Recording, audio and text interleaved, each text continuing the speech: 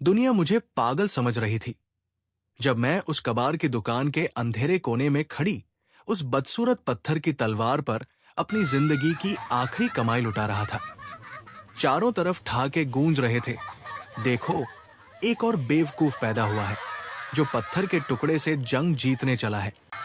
उनकी हंसी मेरे कानों में शीशे की तरह चुभ रही थी, पर मेरे चेहरे पर एक ऐसी मुस्कान थी जो उन्हें समझ नहीं आने वाली थी।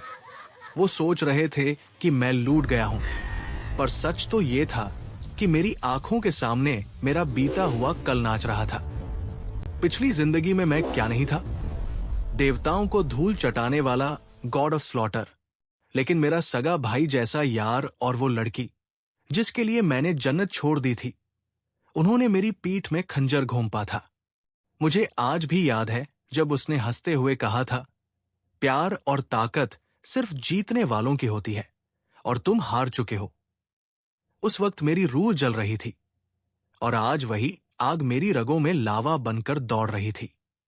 मैंने चुपचाप वो पत्थर की तलवार उठाई। लोग कह रहे थे ये छूते ही टूट जाएगी, पर मैंने मन ही मन अपना ऑल रिफाइंड टैलेंट एक्टिवेट किया। अचानक उस कबाड़ के अंदर से ऐसी सुनहरी रोशनी निकली कि सबकी आंखें चौंधिया गई। जो कल तक मुझे ब्रेन डेड कह रहे थे, अब उनकी फटी आंखें और गिरे हुए जबड़े देखने लायक थे। अरे भाई, ये तो जादूगर निकला, एक बोला। मैंने मन में सोचा, बेटा अभी तो सिर्फ ट्रेलर दिखाया है, पूरी फिल्म में तो तुम्हारी पुश्तें कांपेंगी। तभी भीड़ को चीरती हुई वो सामने आई, रली। वही चेहरा, वही मासूमियत जिसने पिछली जिंदगी में मुझे बर्बाद किया था। उसे देखते ही मेरा खून खौल उठा। मन किया कि उसका गला दबा दूं, पर नहीं, ये बदला इतना आसान नहीं होने वाला था। वो पास आई और अपने पुराने नखरे दिखाते हुए बोली, इतनी मेहनत क्यों कर रहे हो? आखिर में तो हारना ही है। मैंने उसे देखा और अचानक अपनी बाहों में भर लिया। वो पत्थर की तरह जम गई। उसे लगा शायद मैं आज भी उसका गुलाम हूं। मैंने उसके कान में धीरे से कहा, तुमने मेरा दिल तोड़ा था, अब मैं तुम्हारा घमंड तोड़ूंगा। वो कांप उठी। जब हम एकेडमी की स्टेज पर पहुंचे तो वहां का माहौल ही अलग था। अमीरों के बिगड़े शहजादे अपनी 8 स्टार शक्तियों का नंगा नाच कर रहे थे। एक लड़का तो ऐसे सीना चौड़ा करके चल रहा था जैसे पूरी दुनिया उसके बाप की जागीर हो। जब मेरा नंबर आया तो सन्नाटा पसर गया। प्रिंसिपल ने मुझे हिकारत से देखा और कहा, यह लड़का यहां क्या कूड़ा लेकर आया है? मैंने पत्थर की तलवार पर हाथ रखा और जैसे ही अपनी शक्ति डाली, आसमान में बिजली कड़कने लगी। पूरा अवेकनिंग मोनोलिथ थरथराने लगा। जो लोग कल तक मेरा मजाक उड़ा रहे थे, आज वो अपनी कुर्सियों के नीचे छिपने की जगह ढूंढ रहे थे। उस पत्थर की तलवार के ऊपर जमी सदियों पुरानी मिट्टी जब झड़ी तो उसके अंदर से काल का साक्षात रूप निकला। मेरी आंखों में गुस्सा नहीं, एक ठंडा सा सुकून था, क्योंकि अब हिसाब बराबर होने वाला था। डंजन के अंदर का मंजर तो और भी डरावना था। जहां लोग मॉन्स्टर्स के डर से अपनी पैंट गीली कर रहे थे, वहां मैं अपनी उसी बेकार तलवार से मौत का तांडव कर रहा था। एक राक्षस मेरे सामने आया। मैंने उसे देखते ही कहा, देख भाई, मेरा मूड खराब है, या तो खुद कट जा या मैं काटूं। वो बेचारा कुछ समझ पाता उससे पहले उसके 2 टुकड़े हो चुके थे। मुझे हंसी आ रही थी उन लोगों पर जो बाहर बैठकर लीडर बोर्ड देख रहे थे। बाहर बैठे बड़े बड़े गुरु और मंत्री शर्त लगा रहे थे कि मैं पहले 5 मिनट में मर जाऊंगा। वो तो मर गया होगा, अब तक तो उसकी हड्डियां भी नहीं मिली होंगी। प्रिंसिपल हंसते हुए बोल रहा था। लेकिन जैसे ही लीडर बोर्ड अपडेट हुआ, उनकी हंसी उनके हलक में फंस गई। मेरा नाम सबसे नीचे से सीधे नंबर 1 पर पहुंच गया था। 1 स्टार, 2 स्टार नहीं, सीधे अनलिमिटेड। लोगों के पसीने छूटने लगे। रली जो अब तक मुस्कुरा रही थी, उसका चेहरा पीला पड़ गया था। उसे समझ आ गया था कि जिस शख्स को उसने पैरों की धूल समझा था, वो अब उसके सिर का ताज छीनने आ रहा है। मैंने डंजन से बाहर कदम रखा तो पूरी एकेडमी मेरे सामने घुटनों पर थी। वही लोग जो मुझे कबाड़ कह रहे थे, अब मेरे ऑटोग्राफ के लिए लाइन में लगे थे। मैंने रली की तरफ देखा और अपनी तलवार की नोक उसके गले के पास ले जाकर कहा, सुना है तुम्हें ताकतवर लोग पसंद है, तो देखो, अब मैं भगवान भी हूं और शैतान भी। अपमान का वो कड़वा घूंट जो मैंने सालों पहले पिया था, आज अमृत बन चुका था। मेरा गुस्सा अब शांत नहीं हुआ था, बल्कि उसने एक नई दिशा पकड़ ली थी। मैंने ठान लिया था कि इस बार न कोई धोखा होगा, न कोई कमजोरी। जो मेरा है वो मेरा रहेगा, और जो मेरे खिलाफ खड़ा होगा वो मिट्टी में मिलेगा। ये कहानी एक हारने वाले की नहीं, बल्कि एक ऐसे शिकारी की है जिसने खुद को मौत के मुंह से खींचकर वापस निकाला है। अब दुनिया देखेगी कि जब एक टूटा हुआ इंसान वापस खड़ा होता है तो वो इतिहास नहीं लिखता, वो इतिहास को ही बदल देता है।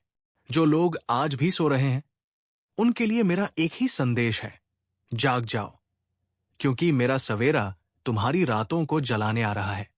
स्टेज से उतरते ही हवा का रुख बदल चुका था, लेकिन मेरे सीने के अंदर प्रतिशोध की जो भट्टी जल रही थी, उसे ये ठंडी हवाएं शांत नहीं कर सकती थी।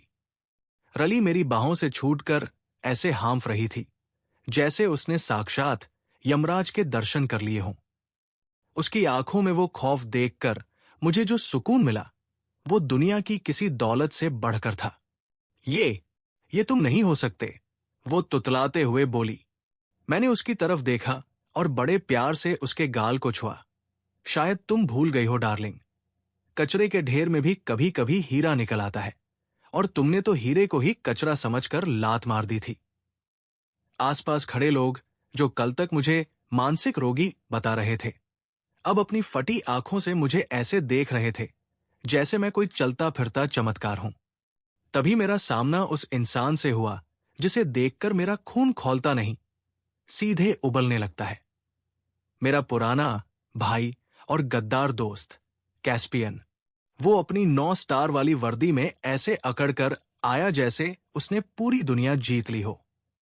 किस्मत से एक पत्थर चमक गया तो खुद को खुदा मत समझ लेना, उसने हिकारत से मुझ पर थूका। उस पल मेरा जी चाहा कि उसकी जुबान खींच लूं, पर मैं मुस्कुराया। गुस्सा कमजोर लोग करते हैं, समझदार लोग वक्त बदलते हैं। मैंने अपनी उसी टूटी हुई पत्थर की तलवार को म्यान में डाला और कहा, भाई, थूकने की आदत मत डालो, कहीं ऐसा न हो कि कल तुम्हें यही थूक चाटना पड़ जाए। भीड़ में ओह की लहर दौड़ गई, लोग हंसने लगे और कैस्पियन का चेहरा गुस्से से लाल बैंगनी हो गया। अपमान की यह पहली किस्त थी जो मैंने उसे लौटाई थी। तभी एकेडमी के सबसे बड़े डंजन द एबिसल गेट का दरवाजा खुला। ये वो जगह है जहां जाने वाले 90% लोग वापस नहीं आते। प्रिंसिपल ने घोषणा की कि जो इस बार सबसे ज्यादा रिफाइंड सोल लाएगा, उसे ड्रैकोनस फेडरेशन का अगला कमांडर चुना जाएगा। कैस्पियन ने सीना तान कर कहा, यह पद तो मेरे लिए ही बना है। मैंने पीछे से धीरे से टोकते हुए कहा, भाई, पद के लिए सीना नहीं, जिगरा चाहिए, और तुम्हारा जिगरा तो चूहों ने कुतर लिया है। पूरी महफिल ठहाकों से गूंज उठी। ये पहली बार था जब कोई एक 9 स्टार वॉरियर की ऐसी बेइज्जती कर रहा था। लेकिन असली खेल तो डंजन के अंदर शुरू होना था। जैसे ही मैं उस अंधेरी गुफा में घुसा, ठंडक ने मेरी हड्डियों को जकड़ लिया। मेरे पास वही बेकार सी दिखने वाली तलवार थी जिसे मैंने ऑल रिफाइंड से अभी अभी अपग्रेड किया था। रास्ते में मुझे एक घायल लड़की मिली जिसे कैस्पियन की टीम ने मरने के लिए छोड़ दिया था, क्योंकि वो उनके लिए बोझ थी। उसे देखते ही मुझे अपना बीता हुआ कल याद आ गया। मैं भी तो उनके लिए एक बोझ ही था जिसे उन्होंने फेंक दिया था। मैंने उसे सहारा दिया तो वो रोने लगी, तुम क्यों अपनी जान जोखिम में डाल रहे हो? मैं तो मर रही हूं। मैंने उसकी आंखों में देखकर कहा, मेरी डिक्शनरी में मौत शब्द सिर्फ दुश्मनों के लिए है, अपनों के लिए तो मैं खुदा से भी लड़ जाऊं। ये मेरा रोमांस नहीं, ये मेरा फर्ज था। मैंने उसे सुरक्षित जगह लिटाया और फिर जो तांडव शुरू किया, उसने डंजन की दीवारों को हिला दिया। सामने ब्लड ईटिंग ओगरे का झुंड था। मैंने अपनी पत्थर की तलवार निकाली और चिल्लाया, ओ एक कबार के टुकड़ो, आज तुम्हारी चटनी बनेगी। लोग कहते थे कि यह तलवार छूते ही टूट जाएगी, पर जैसे ही मैंने उसे हवा में लहराया, उसमें से काली और नीली आग की लपटें निकलने लगी। एक ही वार में 10-10 राक्षसों के सिर फुटबॉल की तरह उड़ रहे थे। मैं पागलों की तरह हंस रहा था।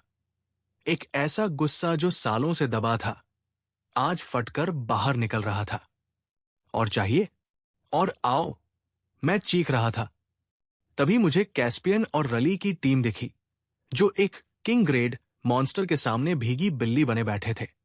उनकी सारी 9 स्टार पावर्स धरी की धरी रह गई थी। रली मुझे देखते ही चिल्लाई, हमें बचाओ, हम तुम्हें सब कुछ दे देंगे। मैंने धीरे से अपनी तलवार म्यान में रखी और एक पत्थर पर आराम से बैठ गया। अरे, अभी तो तुम लोग मुझे मरा हुआ मान रहे थे, और ये सब कुछ क्या होता है? जो मेरा पहले से ही है, वो तुम मुझे क्या दोगी? मैंने मजे लेते हुए कहा, अपमान का स्वाद कितना मीठा होता है, ये मुझे आज समझ आया। कैस्पियन गिड़गिड़ाने लगा, भाई, पुरानी बातें भूल जा, हम टीम हैं। मैंने अपनी जेब से एक सिक्का निकाला और उसकी तरफ उछालते हुए कहा, ये लो, इसी सिक्के के लिए तुमने मुझे मारा था ना? आज इसी सिक्के की कीमत पर अपनी जान बचा लो। मैंने पलक झपकते ही उस किंग ग्रेड मॉन्स्टर की गर्दन अपनी नंगी हाथों से मरोड़ दी। पूरी टीम सन्न रह गई। वो डर, वो अपमान, वो बेप्सी जो मैंने पिछली जिंदगी में झेली थी, आज उनकी आंखों में साफ दिख रही थी। मैंने डंजन के सबसे ऊंचे शिखर पर खड़े होकर नीचे की तरफ देखा। अब मैं सिर्फ एक छात्र नहीं था, मैं एक ऐसा तूफान था जो अब रुकने वाला नहीं था। मैंने ठान लिया था कि दुनिया को दिखाऊंगा कि जब एक गिरा हुआ इंसान दोबारा उठता है, तो वो सिर्फ खड़ा नहीं होता, वो पूरी दुनिया को अपने कदमों में झुकाता है। रली और कैस्पियन के लिए तो ये सिर्फ शुरुआत थी। अभी तो मुझे उस सिंहासन तक पहुंचना था जहां से मैंने गिरना शुरू किया था। तैयार हो जाओ दुनिया वालों, मैंने गरजते हुए कहा, तुम्हारा असली राजा वापस आ गया है।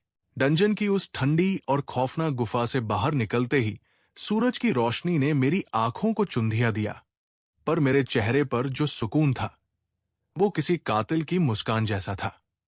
बाहर सन्नाटा ऐसा था कि अगर एक पत्ता भी गिरता तो बम की तरह सुनाई देता। हजारों की भीड़, बड़े बड़े प्रोफेसर और ड्रैकोनस फेडरेशन के वो घमंडी मंत्री ऐसे खड़े थे जैसे किसी ने उन्हें बिजली का झटका दे दिया हो। उनके बीच में खड़ा था कैस्पियन, जो अब एक भीगी बिल्ली की तरह कांप रहा था। उसका वो 9 स्टार वाला टैलेंट अब उसके चेहरे की कालिक बन चुका था। मैंने डंजन के सबसे बड़े किंग ग्रेड मॉन्स्टर का कटा हुआ सिर उनके पैरों के पास फेंक दिया। ये क्या है? प्रिंसिपल की आवाज लड़खड़ाई। मैंने अपनी उसी पत्थर की तलवार को कंधे पर टिकाया और बड़े चाव से कहा, सर, ये आपके स्कूल का सबसे बड़ा गुंडा था। मैंने सोचा थोड़ा सफाई अभियान चला दूं। बुरा तो नहीं लगा? भीड़ में कुछ लोग दबी जुबान में हंसने लगे, पर मंत्रियों के चेहरे गुस्से से तमतमा उठे। अपमान का ये दौर तो अभी शुरू हुआ था। रली मेरे पास आई। उसकी आंखों में अब लालच और डर का एक अजीब मिश्रण था। तुम इतने ताकतवर कैसे हो गए? क्या तुमने कोई काला जादू किया है? उसने मेरा हाथ पकड़ने की कोशिश की। मैंने उसका हाथ ऐसे झटक दिया जैसे किसी गंदी नाली के कीड़े को हटा रहा हूं। प्यार का नाटक पिछली बार अच्छा था, पर इस बार तुम्हारी एक्टिंग थोड़ी कमजोर है रली। थोड़ा और रियाज करो, मैंने हंसते हुए कहा। उसकी वो बेइज्जती पूरी दुनिया के सामने लाइव टेलीकास्ट हो रही थी। जो लड़की खुद को इस एकेडमी की क्वीन समझती थी, आज वो मेरे पैरों की धूल के बराबर भी नहीं थी। गुस्सा मेरे अंदर ज्वालामुखी की तरह उबल रहा था जब मैंने देखा कि कैस्पियन ने उस घायल लड़की का नाम तक अपने रिकॉर्ड से मिटा दिया था, जिसे मैंने बचाया था। मैं सीधा स्टेज पर चढ़ा और माइक छीन लिया। सुनो ओ ऊंची कुर्सियों पर बैठने वाले अंधों, मेरी आवाज पूरे मैदान में गूंजी। तुम लोग टैलेंट की बात करते हो, तुम लोग स्टार्स की बात करते हो। ये देखो अपना 9 स्टार वाला शहजादा, जो डंजन में अपनी टीम को मरने के लिए छोड़कर भाग रहा था। अगर यही तुम्हारी बहादुरी है तो थूकता हूं मैं तुम्हारी ऐसी बहादुरी पर। सन्नाटा और गहरा हो गया। प्रिंसिपल चिल्लाया, जुबान संभालो लड़के, तुम्हारी हिम्मत कैसे हुई। मैंने अपनी तलवार की नोक उसकी तरफ कर दी और ठंडे लहजे में कहा, हिम्मत की बात मत करो बुजुर्ग। जितनी तुम्हारी उम्र है उससे ज्यादा बार मैंने मौत को करीब से देखा है। यह सिर्फ गुस्सा नहीं था, ये उन करोड़ों लोगों का दर्द था जिन्हें इन अमीरों ने अपनी कामयाबी की सीढ़ी बनाया था। मेरा कलेजा फट रहा था ये सोचकर कि कैसे इन लोगों ने मुझे पिछली जिंदगी में लूटा था। पर अब मैं रोने वाला कमजोर आशिक नहीं था। मैंने अपनी तलवार को हवा में लहराया और चिल्लाया, जिसे लगता है कि मैं गलत हूं वो यहां आए और अपनी गर्दन इस पत्थर की तलवार पर आजमा ले। किसी की हिम्मत नहीं हुई कि एक कदम भी आगे बढ़ा सके। मोटिवेशन की बातें किताबों में अच्छी लगती है, पर असली मोटिवेशन तब मिलता है जब आप राख से उठकर आग बन जाते हो। मैंने वहां खड़े हर उस छात्र की आंखों में देखा जिन्हें बेकार कहकर रिजेक्ट कर दिया गया था। देखो मुझे, मैंने चीख कर कहा। मेरे पास न बड़ा नाम था, न पैसा, और हथियार के नाम पर यह पत्थर का टुकड़ा था। पर मेरे पास वो था जो इन महलों वालों के पास कभी नहीं होगा, जिद्दी दिल। अगर तुम गिर गए हो तो यह तुम्हारी गलती नहीं है, पर अगर तुम गिरे ही रहना चाहते हो तो तुमसे बड़ा बुजुर्ग कोई नहीं। मेरी बातें बिजली की तरह उनके दिलों में उतर रही थी। तभी रली फिर से बीच में कूद पड़ी, शायद अपनी डूबती साख बचाने के लिए। तुम सिर्फ नफरत फैला रहे हो, प्यार और शांति से भी तो बात हो सकती है ना, उसने बड़े ही फिल्मी अंदाज में कहा। मैंने उसे देखा और हंसा। शांति? शांति तो श्मशान में होती है रली। और प्यार? प्यार तो तुमने मुझे उस दिन सिखा दिया था जब तुमने मेरे सीने में खंजर उतारा था। अब बस हिसाब होगा, और यकीन मानो मेरा हिसाब बहुत खराब है। मैंने उसे वही छोड़कर मुड़कर देखा तो वो घायल लड़की जिसे मैंने बचाया था लड़खड़ाते हुए मेरी तरफ आ रही थी। उसकी आंखों में मेरे लिए जो इज्जत थी, उसने मेरे पत्थर जैसे दिल को थोड़ा सा पिघला दिया। मैंने आगे बढ़कर उसे सहारा दिया। डरो मत, मैंने उससे कहा। अब इस एकेडमी में कोई तुम्हें बोझ नहीं कहेगा, क्योंकि अब यहां का कानून मैं लिखूंगा। तभी अचानक आसमान का रंग बदलने लगा। एक काला साया एकेडमी के ऊपर मंडराने लगा। यह कोई मामूली दुश्मन नहीं था, ये वही एबिसल लॉर्ड था जिसने मेरी पिछली जिंदगी को तबाह करने के लिए कैस्पियन से हाथ मिलाया था। सब लोग डर के मारे इधर उधर भागने लगे, पर मैं अपनी जगह से टस से मस नहीं हुआ। अरे ओ काले बादल, थोड़ा रुक जा। अभी तो मैंने अपनी चाय भी नहीं पी और तू पहले ही आ गया, मैंने मजाक उड़ाते हुए कहा। पर अंदर से मैं जानता था कि ये वो मोड़ है जहां से मेरी असली परीक्षा शुरू होगी। अपमान, बेइज्जती और धोखे का जो सफर मैंने शुरू किया था, वो अब एक जंग में बदलने वाला था। कैस्पियन तो सिर्फ एक मोहरा था, असली खिलाड़ी तो अब सामने आया था। मैंने अपनी पत्थर की तलवार को चूमा और मन ही मन कहा, पुरानी जिंदगी का कर्ज चुकाने का वक्त आ गया है।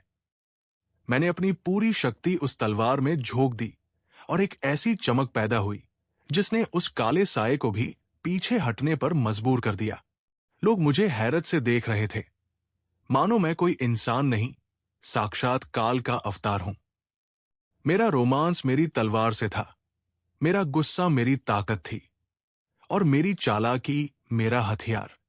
अब यह दुनिया देखेगी कि जब एक रिजेक्टेड योद्धा वापस आता है तो वो सिर्फ अपना हक नहीं लेता, वो पूरा साम्राज्य बदल देता है। अब खेल शुरू हुआ है, और इस बार मैं हारने के लिए नहीं, इतिहास मिटाने के लिए आया हूं। आसमान से गिरता वो काला साया कोई बादल नहीं, बल्कि एबिसल लॉर्ड की रूह थी, जिसे देखकर बड़े बड़े योद्धाओं के पसीने छूट रहे थे। पूरी एकेडमी में भगदड़ मच गई थी, लोग एक दूसरे को कुचलते हुए भाग रहे थे। तभी मैंने देखा कि कि कैस्पियन और उसके चापलूस दोस्त रली को उसी काली आग के बीच छोड़कर खुद को बचाने के लिए भाग रहे हैं। रली चिल्ला रही थी, गिड़गिड़ा रही थी, लेकिन उसकी महान मोहब्बत उसे मौत के मुंह में धकेल कर रफूचक कर हो चुकी थी। मैं वहीं खड़ा रहा, अपनी पत्थर की तलवार को जमीन पर टिकाए हुए, जैसे किसी फिल्म का हीरो एंट्री मार रहा हो। रली ने मुझे देखा और रोते हुए कहा, प्लीज मुझे बचा लो, मैं मरना नहीं चाहती।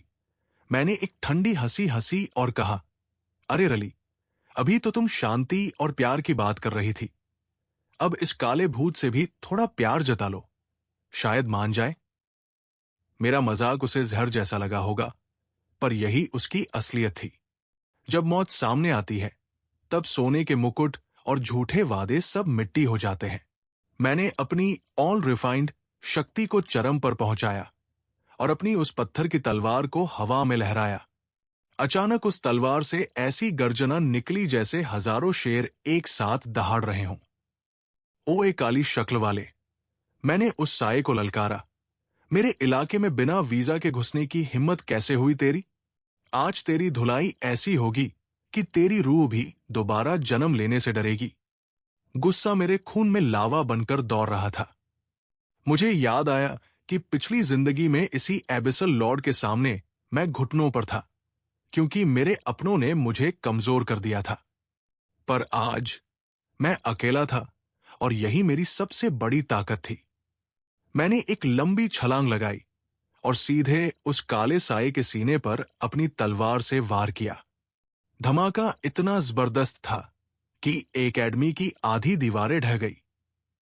लोग दूर गिरे, पर मेरी नजर सिर्फ अपने शिकार पर थी। उस साये ने मुझ पर हमला किया, जिससे मेरा कंधा लहूलुहान हो गया। दर्द हुआ, पर उस दर्द ने मुझे और भी पागल कर दिया। बस इतना ही, मैं चीखा, जितना दर्द तुमने मुझे दिया है उसका 1% भी नहीं है ये। मैंने अपनी तलवार को जमीन में गाड़ दिया और चिल्लाया, रिफाइंड डोमेन, सोल स्लॉटर। देखते ही देखते वहां की जमीन फटने लगी और काली लपटों के बीच से सुनहरी जंजीरें निकली, जिन्होंने उस एबिसल लॉर्ड को जकड़ लिया। वो तड़पने लगा।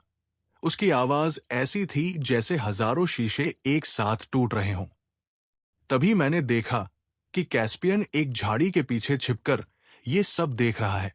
मैंने उसे आवाज दी, ओए 9 स्टार के नकली ठप्पे, इधर आ और देख, असली ताकत किसे कहते हैं। तूने तो सिर्फ चमकना सीखा है, मैंने जलना सीखा है।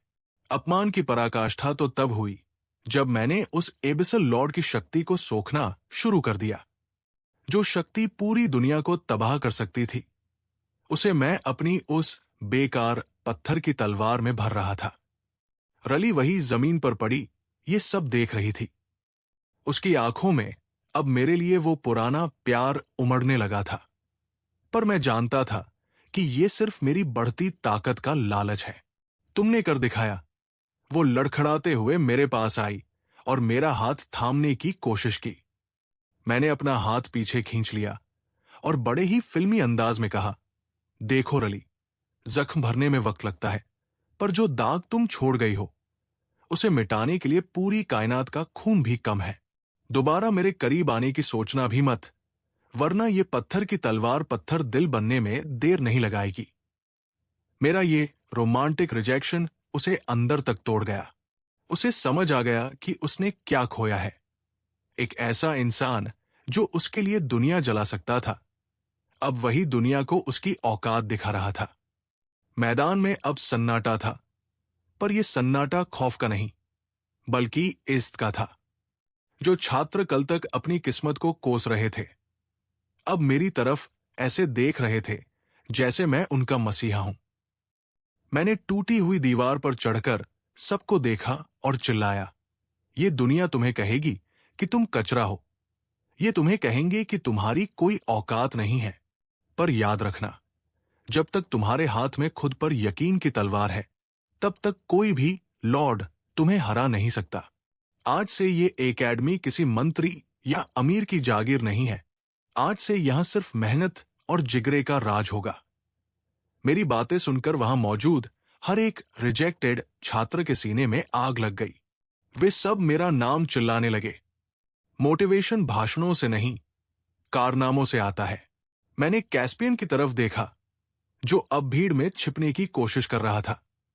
मैंने इशारा किया और कहा, अरे ओ भाई, भाग कहाँ रहा है? अभी तो पार्टी शुरू हुई है। जो उधार तुमने लिया था, उसका ब्याज तो अभी बाकी है। मेरी आंखों में वो चमक थी जो जीत की नहीं, बल्कि उस प्रतिशोध की थी जिसने मुझे दोबारा जन्म लेने पर मजबूर किया था। अब न मैं रुकूंगा, न मैं झुकूंगा। हर वो इंसान जिसने मुझे नीचा दिखाया था, उसे अब मेरे जूतों की धूल चाटनी होगी। ये कहानी अब एक योद्धा की नहीं, एक सम्राट की बन रही थी। और उस साम्राज्य की पहली ईंट मैंने आज रख दी थी। अब डंजन के उस पार भी मेरी आहट सुनाई देने लगी थी, और जल्द ही सारा ब्रह्मांड जान जाएगा कि गॉड ऑफ स्लॉटर वापस आ गया है। और इस बार वो अकेले नहीं, बल्कि उन सबको लेकर आया है जिन्हें इस दुनिया ने भुला दिया था।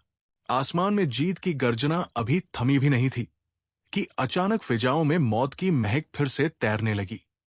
जैसे ही मैंने उस एबिसल लॉर्ड की शक्ति को अपनी तलवार में समेटा, मेरे सीने में एक ऐसा दर्द उठा जैसे हजारों बिच्छुओं ने एक साथ डंक मार दिया हो। मेरा शरीर नीला पड़ने लगा था, पर मैं घुटनों पर नहीं गिरा, क्योंकि अगर आज मैं गिर जाता तो उन हजारों उम्मीदों का गला घोंट दिया जाता जो मेरी आंखों में अपना भविष्य देख रही थी।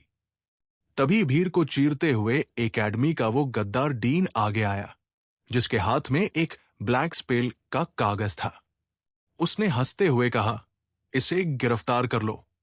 इसने प्रतिबंधित डार्क मैजिक का इस्तेमाल किया है। ये जीत नहीं, ये धोखाधड़ी है। उस वक्त मुझे अपनी बेइज्जती पर नहीं, बल्कि उस सिस्टम की घटिया सोच पर गुस्सा आया जो एक गरीब को ऊपर उठते देख अपनी औकात भूल जाता है। कैस्पियन, जो अब तक चूहा बना छिपा था, डीन की शय पाकर फिर से शेर बन गया और चिल्लाया, मैंने कहा था ना, ये कबाड़ का टुकड़ा सिर्फ बेईमानी कर सकता है। देखो इसकी नीली पड़ती नसें, ये राक्षस बन रहा है। लोग फुसफुसाने लगे। शक की निगाहें फिर से मेरी तरफ मुड़ने लगी। अपमान का वो कड़वा घूंट मेरे हलक तक आ गया था। मैंने खून थूका और मुस्कुराते हुए डीन की तरफ देखा। अरे उस चश्मे वाले ताऊ, कानून की बात वो कर रहा है जिसने खुद अपनी कुर्सी कैस्पियन के बाप के टुकड़ों पर खरीदी है। डार्क मैजिक मैंने नहीं, तुम्हारी नियत ने इस एकेडमी को काला किया है। मेरा ये बेबाक अंदाज सुनकर डीन का चेहरा टमाटर जैसा लाल हो गया। उसने अपने गार्ड्स को इशारा किया, लेकिन मैं उनसे भी तेज था। मैंने अपनी तलवार जमीन पर पटकी और एक ऐसा रिफाइंड शॉकवेव छोड़ा कि सारे गार्ड्स ताश के पत्तों की तरह बिखर गए। सुन लो सब, मेरी आवाज अब इंसानी नहीं, किसी गरजते बादल जैसी थी। अगर जीतना गुनाह है तो मैं मुजरिम हूं। अगर गद्दारों की छाती पर पैर रखकर आगे बढ़ना पाप है तो मैं पापी हूं। पर याद रखना, आज जो हाथ मेरे खिलाफ उठेगा वो कल अपना निवाला उठाने लायक नहीं बचेगा। मोटिवेशन का इससे बड़ा सबक क्या होगा कि जब पूरी दुनिया तुम्हें गलत साबित करने पर तुली हो, तब तुम्हारा खुद पर यकीन ही तुम्हारी सबसे बड़ी ढाल बनता है। तभी रली, जो अब तक दूर खड़ी तमाशा देख रही थी, दौड़कर मेरे और डीन के बीच में आ गई। उसकी आंखों में आंसू थे, वही पुराने झूठे आंसू, या शायद इस बार कुछ असली। उसने कांपते हुए कहा, बस करो, इसे छोड़ दो, इसने हम सबकी जान बचाई है। मैंने उसे पीछे धकेला और उसके कान में धीरे से कहा, रली, अपनी दया की भीख अपने पास रखो। पिछली बार जब तुमने मेरा हाथ थामा था तो तुमने मुझे बर्बाद किया था। इस बार अगर तुमने मुझे बचाने की कोशिश की तो शायद मैं खुद को माफ नहीं कर पाऊंगा। मेरा यह रूखापन उसे चुभ गया, पर यही मेरी मोहब्बत का आखिरी कफन था। तभी एक चौंकाने वाला खुलासा हुआ। डीन की जेब से एक जादुई क्रिस्टल गिरा, जिसमें से कैस्पियन और एबिसल लॉर्ड की बातचीत की रिकॉर्डिंग गूंजने लगी। जैसे ही मैं उसे मारूंगा, तुम मुझे वो रिंग दे देना। कैस्पियन की आवाज पूरे कैंपस में गूंज गई। सन्नाटा ऐसा छा गया जैसे किसी ने सबकी जुबान काट दी हो। कैस्पियन के चेहरे की हवाइयां उड़ गई। वो हकलाने लगा, ये ये झूठ है, ये एडिटेड है। मैंने जोर से ठहाका लगाया और कहा, अरे भाई, झूठ भी बोलना नहीं आता? कम से कम कोई अच्छी स्क्रिप्ट तो लिख लेते। अब बताओ, असली डार्क मैजिक कौन कर रहा था? अपमान का पासा पलट चुका था। अब बारी मेरी थी। मैंने डीन की कॉलर पकड़ी और उसे हवा में उठा लिया। अब बोल बुजुर्ग, जेल में जाऊंगा या तुम्हारा ये लाडला शहजादा? भीड़ अब मेरे पक्ष में नारे लगा रही थी। गॉड ऑफ स्लॉटर का नारा आसमान चीर रहा था। मैंने कैस्पियन की तरफ देखा, जो जमीन पर गिरकर माफी मांग रहा था। मैंने अपनी तलवार उसके गले पर रखी और कहा, माफी? माफी तो ऊपर वाला देता है। मैं तो सिर्फ तुम्हें उससे मिलवाने का जरिया हूं। पर नहीं, तुम्हें मारना तुम्हारी सजा नहीं होगी। तुम्हारी सजा यह है कि तुम जिंदा रहोगे और हर रोज देखोगे कि कैसे एक कबाड़ बेचने वाला तुम्हारी सल्तनत को राख कर देता है। उस शाम मैंने सिर्फ एक जंग नहीं जीती थी, मैंने उन सबकी नफरत जीत ली थी जो मुझे कमजोर समझते थे। मैंने वो पत्थर की तलवार उठाई जो अब पूरी तरह से एक मिथिक गोल्ड अस्त्र में बदल चुकी थी। मैंने आकाश की ओर देखा और चिल्लाया, जो गिरकर उठना जानते हैं, उन्हें हराना खुदा के बस में भी नहीं है।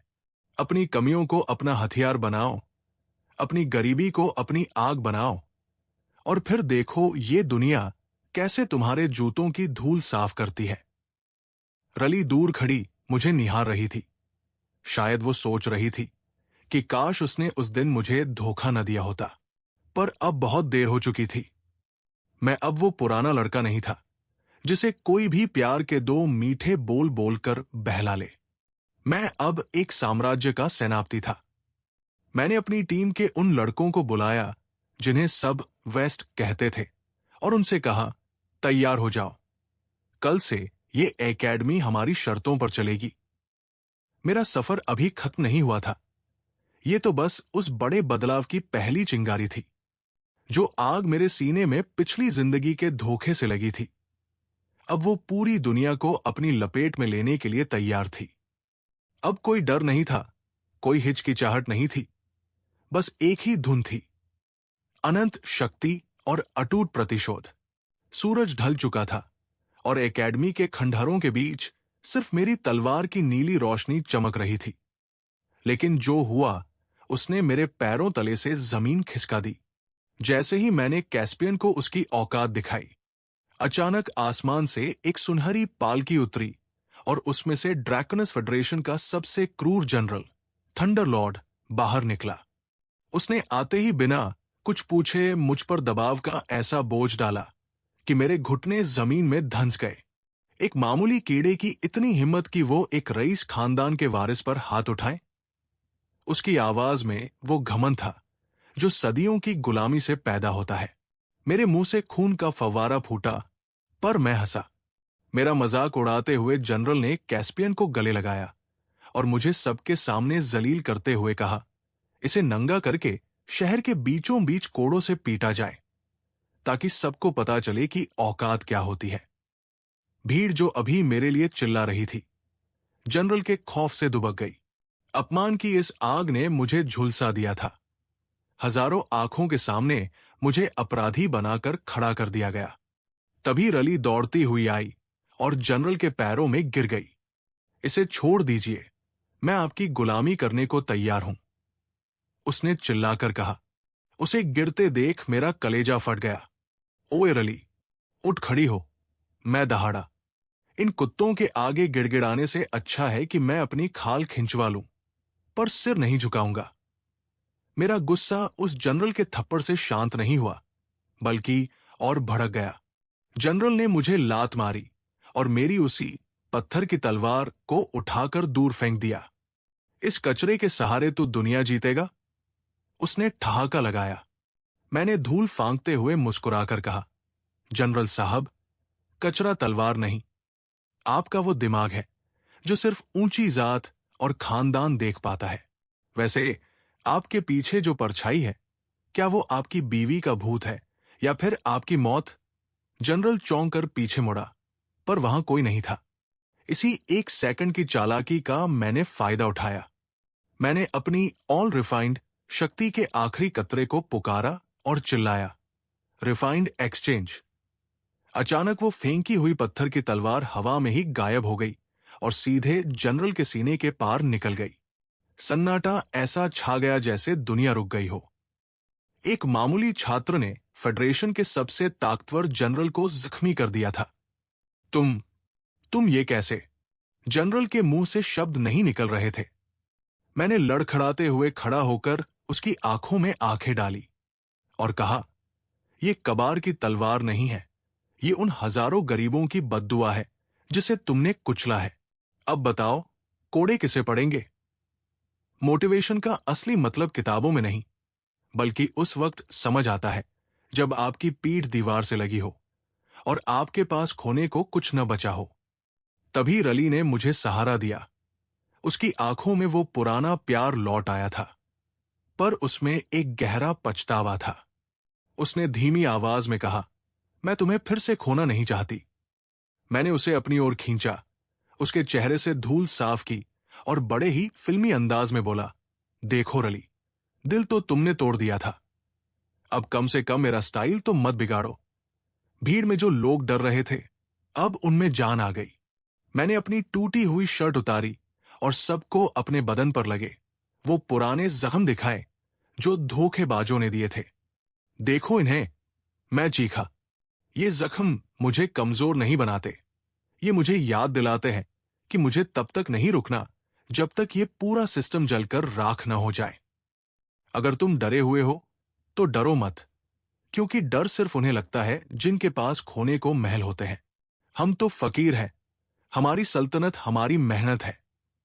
मेरी बातों ने एक ऐसी आग लगा दी कि एकेडमी के गार्ड्स ने भी अपने हथियार फेंक दिए।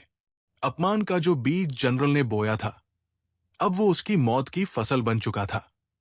मैंने जनरल के गले पर पैर रखा और पूरी दुनिया को संदेश दिया कि आज से ड्रैकोनस फेडरेशन का अंत शुरू हो चुका है।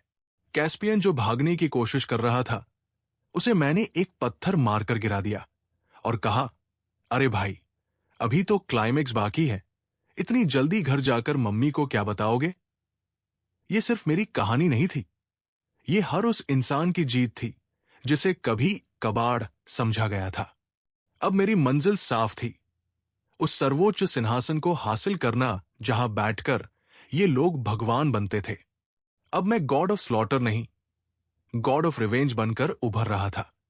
कैस्पियन के हाथ में मौजूद वो दिव्य अस्त्र सूरज की तरह चमक रहा था, लेकिन मेरी आंखों में जो नफरत की आग थी, उसके सामने वो रोशनी भी फीकी पड़ गई। अचानक सुप्रीम काउंसिल के साथ बड़े बुजुर्गों ने आसमान से उतरकर इस जंग को एक डेथ कॉम्पिटिशन घोषित कर दिया, द ट्रायल ऑफ द 7 हेल्स। उन्होंने ऐलान किया कि जो भी इस मुकाबले को जीतेगा, उसे पूरी दुनिया का सम्राट बनाया जाएगा, और जो हारेगा, उसकी रूह को हमेशा के लिए तड़पने के लिए छोड़ दिया जाएगा। अपमान की पराकाष्ठा तब हुई जब उन्होंने मुझे इस प्रतियोगिता में एक बलि का बकरा बताया।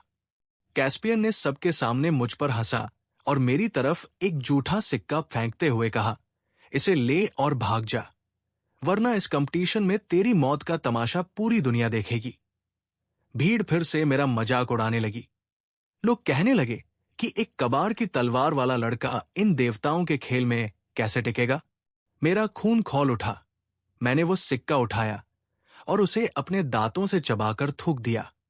कैस्पियन, तूने मुझे झूठा सिक्का दिया है, मैं तुझे तेरी औकात का झूठा सच दिखाऊंगा। और तुम 7 बुजुर्गों, अपनी कुर्सियां कस के पकड़ लो, क्योंकि इस बार कंपटीशन तुम नहीं, मेरा गुस्सा चलाएगा। कंपटीशन शुरू होते ही हमें एक ऐसे मायावी जंगल में छोड़ दिया गया जहां कदम कदम पर मौत थी। वहां मेरे पुराने वफादार साथियों को मेरे खिलाफ भड़काया गया था। एक पल ऐसा आया जब मैं चारों तरफ से घिरा हुआ था और कैस्पियन ने मेरी रली को एक जहरीले पिंजरे में बंद कर दिया। अगर एक कदम भी आगे बढ़ाया तो ये जहर इसके जिस्म को राख कर देगा। उसने चीख कर कहा।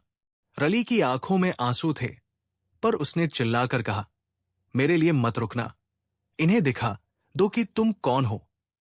उस वक्त मेरे दिल में जो दर्द उठा, उसने मुझे और भी खूंखार बना दिया। मैंने अपनी चालाकी का इस्तेमाल किया और अपनी ऑल रिफाइंड शक्ति को अपनी आवाज में बदल दिया। मैंने एक ऐसी फ्रीक्वेंसी पैदा की कि वो जहरीला पिंजरा कांच की तरह चकनाचूर हो गया। मैंने रली को हवा में ही लपक लिया और उसे अपनी बाहों में भर लिया। मौत के साए में भी मैंने उसके कानों में कहा, तुमने कहा था ना कि तुम्हें एडवेंचर पसंद है, तो देखो आज हम यमराज के साथ लुकाछिपी खेल रहे हैं। कैसी लग रही हूं मैं? वो रोते हुए मुस्कुरा दी और बोली, तुम इस वक्त भी मजाक कर सकते हो।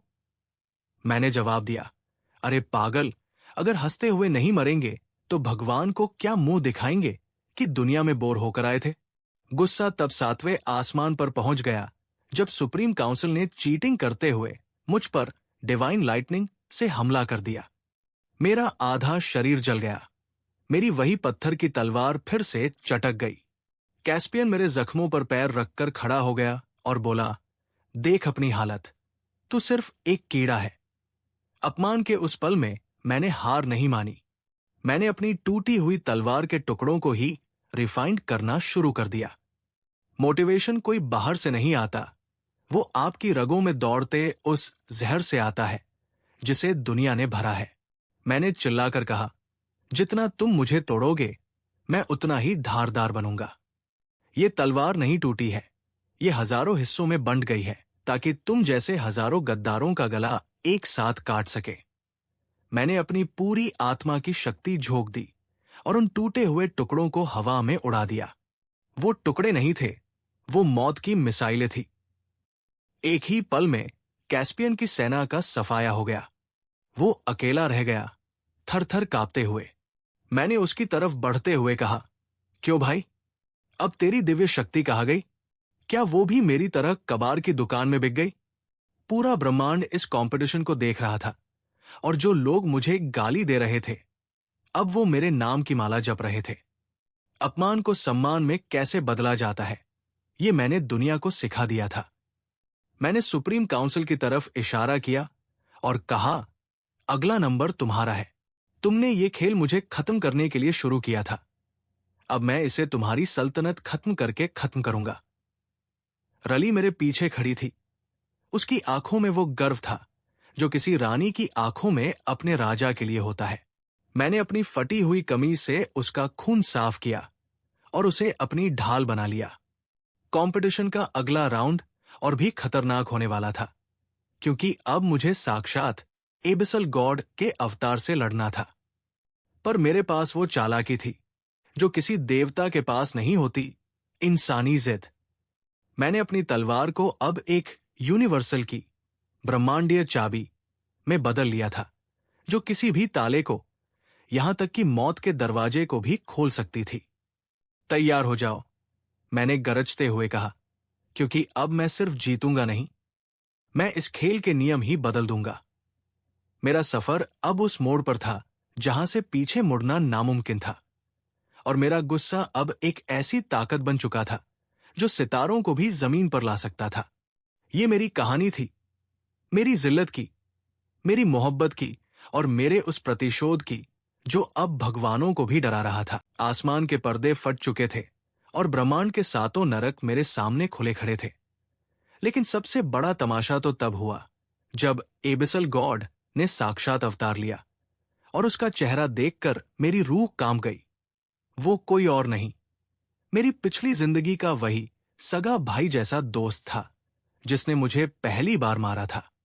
उसने सिंहासन पर बैठकर ठहाका लगाया और पूरी दुनिया के सामने मुझे नंगा करके जंजीरों में जकड़ दिया। देखो इस कीड़े को, उसने चिल्लाकर कहा। यह दोबारा पैदा हुआ ताकि मेरे हाथों दोबारा मर सके। अपमान की वो आग मेरे सीने में इतनी तेज लगी कि मेरे मुंह से शब्दों की जगह खून की लपटें निकलने लगी। उसने रली को मेरे सामने घसीटा और उसके गले पर अपनी काली तलवार रख दी। अगर तूने अभी मेरे जूतों को नहीं चाटा तो तेरी मोहब्बत का सिर इस बाजार में फुटबॉल की तरह घूमेगा। भीड़ जो कल तक मेरी जय जयकार कर रही थी, अब मुझ पर पत्थर फेंक रही थी। मर जा बेईमान, तूने हमें धोखा दिया। उनकी गालियां मेरे कानों में तेजाब की तरह गिर रही थी। उस वक्त मैं टूट चुका था। मेरी वो ऑल रिफाइंड शक्ति भी मानो दम तोड़ चुकी थी। पर तभी रली ने मुस्कुराते हुए मेरी आंखों में देखा। उसकी आंखों में मौत का डर नहीं, बल्कि एक अटूट भरोसा था। उसने धीरे से कहा, तुमने पत्थर को सोना बनाया है, अब खुद को लोहा साबित करने का वक्त है। मेरा गुस्सा अब पागलपन की हद पार कर चुका था। मैंने अपनी जंजीरों को अपनी ताकत से नहीं, बल्कि अपनी चालाकी से रिफाइन करना शुरू किया। मैंने उन लोहे की जंजीरों को ही अपना हिस्सा बना लिया और एक जोरदार झटका दिया, जिससे पूरा सुप्रीम कोर्ट हिल गया। अरे ओ एबिसल गॉड के मुखौटे, मैं दहाड़ा। तूने सोचा था कि जंजीरें मुझे रोकेंगी? बेवकूफ, तूने तो मुझे और भी घातक हथियार दे दिया है। मैंने उन जंजीरों को हवा में लहराया और एक ही वार में उन 7 बुजुर्गों के सिंहासन उड़ा दिए, जो मेरा तमाशा देख रहे थे। सन्नाटा ऐसा छा गया जैसे मौत खुद डर गई हो। तभी एबिसल गॉड ने अपनी सबसे खतरनाक शक्ति सोल इरेजर छोड़ी, जिससे मेरा वजूद मिटने लगा। मेरा हाथ गायब होने लगा, मेरा पैर धुंधला पड़ने लगा। पर मैं हंसा। भाई, एडिटिंग थोड़ी खराब है तुम्हारी, थोड़ा और जोर लगाओ, मैंने मजाक उड़ाते हुए कहा। दरअसल मैं अपनी शक्ति का इस्तेमाल करके अपनी आत्मा को उस तलवार के टुकड़ों में शिफ्ट कर रहा था, जो जमीन पर पड़े थे। मोटिवेशन भाषणों में नहीं मिलता, वो तब मिलता है जब आपके पास खोने को आपका शरीर भी न बचा हो, और फिर भी आप लड़ने की जिद न छोड़े। अपमान का बदला तो तब पूरा हुआ जब मैंने रली की तरफ हाथ बढ़ाया। गायब होते हुए भी मेरा प्यार इतना गहरा था कि मैंने उसे अपनी अदृश्य बाहों में भर लिया और उसके माथे को चूमते हुए कहा, अगर मैं आज मिट भी गया तो याद रखना कि तुम्हारी यादें मेरी अगली जिंदगी का नक्शा होंगी। वैसे इस बिना हाथ वाले लुक में भी मैं काफी डैशिंग लग रहा हूं ना? वो रोते रोते हंस दी। तभी मैंने अपना मास्टर स्ट्रोक खेला। मैंने एबिसल गॉड के उस सिंहासन को ही रिफाइन कर दिया जिस पर वो बैठा था। उसे पता भी नहीं चला और उसका अपना सिंहासन ही एक जिंदा मॉन्स्टर बन गया, जिसने उसे जकड़ लिया। ये क्या बदतमीजी है, वो चिल्लाया। मैंने धीरे से उसके कान में कहा, बदतमीजी नहीं भाई, ये इकोनॉमी क्लास का टिकट है सीधे नर्क के लिए। अब बारी थी उस आखिरी टक्कर की। मैंने अपनी पूरी आत्मा को समेटा और एक ऐसी रोशनी पैदा की जिसने उन 7 नरकों के दरवाजों को पिघला दिया। पूरी दुनिया अब देख रही थी कि कैसे एक कबार कहलाने वाला लड़का भगवानों के वजूद को मिट्टी में मिला रहा था। गुस्सा, अपमान और प्यार का वो संगम अब एक ऐसी सुनामी बन चुका था जो सब कुछ बहा ले जाने वाला था। मैंने अपनी पत्थर की तलवार का आखिरी टुकड़ा उठाया और उसे सीधे अपने सीने में उतार लिया। ये आत्महत्या नहीं थी, ये अल्टीमेट रिफाइनमेंट था, जिसने मुझे एक सेलेस्टियल बीइंग में बदल दिया। अब मैं इंसान नहीं था, मैं वो कानून था जिसे ब्रह्मांड भूल चुका था। नवा अध्याय खत्म हो रहा था और मेरी आंखों में वो चमक थी जो बता रही थी कि 10वीं और आखिरी जंग में कोई नहीं बचेगा। तैयार हो जाओ, मैंने शून्य में गरजते हुए कहा, क्योंकि अब मैं सिर्फ बदला नहीं लूंगा, मैं इस पूरी कायनात का पुनर्जन्म करूंगा। मेरी आवाज सितारों से टकराकर गूंज रही थी और रली की मुस्कान मेरी जीत का पहला गवाह बन चुकी थी। अब बस एक आखिरी वार बाकी था और फिर सब कुछ हमेशा के लिए खत्म होने वाला था। ब्रह्मांड का कोना कोना थरथरा रहा था, क्योंकि अब मैं कोई मामूली योद्धा नहीं, बल्कि अल्टीमेट सेलेस्टियल बीइंग बन चुका था। मेरी रगों में खून नहीं, बल्कि पिघला हुआ सोना और प्रतिशोध की आग दौड़ रही थी। सामने एबिसल गॉड अपने असली रूप में था, जिसकी ऊंचाई बादलों को छू रही थी। पर मेरे लिए वो अब भी वही छोटा सा गद्दार था जिसने मेरी पीठ में खंजर घोंपा था। उसने अपनी पूरी ताकत झोंक दी और मुझ पर यूनिवर्सल कोप का वार किया, जिससे तारे टूटने लगे। पूरी दुनिया घुटनों पर थी। सबको लग रहा था कि अब सब खत्म हो जाएगा। पर मैं अपनी उसी पुरानी पत्थर की तलवार, जो अब ब्रह्मांड के सबसे शक्तिशाली अस्त्र कॉस्मिक रिफाइंडर में बदल चुकी थी, को लेकर हवा में स्थिर खड़ा था। अपमान की वो यादें, जब मुझे कबाड़ बेचने वाला और ब्रेन डेड कहा गया था, अब मेरी शक्ति का ईंधन बन गई थी। मैंने एक जोरदार ठहाका लगाया और चिल्लाया, ओए एबिसल गॉड, सुना है तेरे पास 7 जन्मों की शक्ति है? देख भाई, मेरे पास सिर्फ एक पत्थर की तलवार है और तेरी जिल्लत का लंबा हिसाब। अब बता पहले कौन सा हाथ काटूं? पूरी दुनिया ने देखा कि कैसे एक इंसान, जिसे मिट्टी समझा गया था, अब देवताओं के वजूद को पैरों तले कुचल रहा था। मेरा गुस्सा अब एक शांत समुंदर जैसा था, जो बस फटने का इंतजार कर रहा था। तभी रली की चीख सुनाई दी। कैस्पियन ने मरते मरते भी अपनी आखिरी गंदी चाल चली और रली को एक डिस्ट्रक्शन पोर्टल की तरफ धकेल दिया। मेरा कलेजा मुंह को आ गया। उस वक्त मुझे समझ आया कि जीत और हार से बढ़कर भी कुछ है। मैंने अपनी तलवार को हवा में छोड़ा और उसे आदेश दिया, रिफाइंड प्रोटेक्शन। मेरी तलवार के हजारों टुकड़े हुए और उन्होंने रली के चारों तरफ एक ऐसा कवच बना दिया जिसे खुदा भी नहीं तोड़ सकता था। मैं निहत्था हो गया और इसी मौके का फायदा उठाकर एबिसल गॉड ने मेरे सीने के आर पार अपनी काली तलवार उतार दी। सन्नाटा छा गया। तू हार गया। वो पागल की तरह हंसने लगा। रली रोने लगी। पूरी दुनिया रोने लगी। पर तभी मैंने अपना सिर उठाया और उसके कान में मुस्कुराते हुए कहा, भाई, तू सच में बहुत भोला है। तूने सोचा मैंने तलवार रली को बचाने के लिए छोड़ी? बेवकूफ, मैंने तो अपनी रूह को पहले ही तेरी तलवार के अंदर रिफाइन कर दिया था। एबिसल गॉड का चेहरा सफेद पड़ गया। उसे एहसास हुआ कि उसने तलवार मेरे सीने में नहीं, बल्कि अपनी ही मौत के वारंट पर दस्तखत कर दिए हैं। मैंने उसकी काली तलवार को अपने हाथ से पकड़ा और उसे अपनी इच्छा शक्ति से रिफाइन करके राख में बदल दिया। वो जोर से चिल्लाया। उसका शरीर फटने लगा। अपमान का वो आखिरी घूंट मैंने उसे पिलाया, जब मैंने उसके मुंह पर थूकते हुए कहा, अगली बार गद्दारी करने से पहले याद रखना कि कबाड़ बेचने वाले जब हिसाब करते हैं तो जिंदगी कम पड़ जाती है। मोक्ष और मोटिवेशन का असली मंजर तब दिखा जब एबिसल गॉड और कैस्पियन दोनों धूल में मिल गए। मैंने हाथ हवा में उठाया और वर्ल्ड रिफाइंड का मंत्र पढ़ा। देखते ही देखते जो दुनिया राख हो रही थी, वो फिर से हरी भरी होने लगी। जिन गरीबों को कुचला गया था, उनकी झोपड़ियां महलों में बदलने लगी। लोग रो रहे थे, पर इस बार दुख से नहीं, गर्व से। मैंने रली की तरफ हाथ बढ़ाया। वो दौड़कर मेरी बाहों में आ गई। मैंने उसके आंसू पोंछे और बड़े ही रोमांटिक अंदाज में कहा, चलो, अब सब ठीक है। वैसे क्या तुम्हें याद है तुमने मुझसे उधार लिए थे? अब ब्याज समेत चुकाने का वक्त आ गया है। उसने शर्माकर अपना सिर मेरे सीने पर रख दिया और बोली, क्या लोगे? मैंने हंसते हुए कहा, बस एक ऐसी दुनिया जहां कोई किसी को बेकार न कहे। मैंने अपनी पुरानी पत्थर की तलवार का एक छोटा सा टुकड़ा जमीन में गाड़ दिया, जिससे एक विशाल सोने का पेड़ उगा। ये इस बात का प्रतीक था कि कोई भी चीज बेकार नहीं होती, बस उसे सही पारखी की तलाश होती है।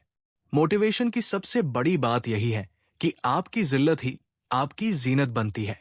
मैं, जो कभी अपमान का घूंट पीकर मरा था, आज उसी अपमान को अपनी ताकत बनाकर ब्रह्मांड का सम्राट बन चुका था। पर मैंने सम्राट का ताज नहीं, बल्कि रली का हाथ थामना पसंद किया। कहानी वहां खत्म हुई जहां मैं और रली एक ऊंचे पहाड़ पर बैठे डूबते हुए सूरज को देख रहे थे। मैंने मुस्कुराकर आसमान की ओर देखा और मन ही मन कहा, खेल खत्म, पर विरासत अब शुरू हुई है। दुनिया अब जान चुकी थी कि जब एक शून्य खुद को रिफाइन करता है तो वो अनंत बन जाता है। मेरी कहानी अब खत्म हो चुकी थी, पर हजारों टूटे हुए दिलों के लिए एक नई उम्मीद की शुरुआत बन गई थी।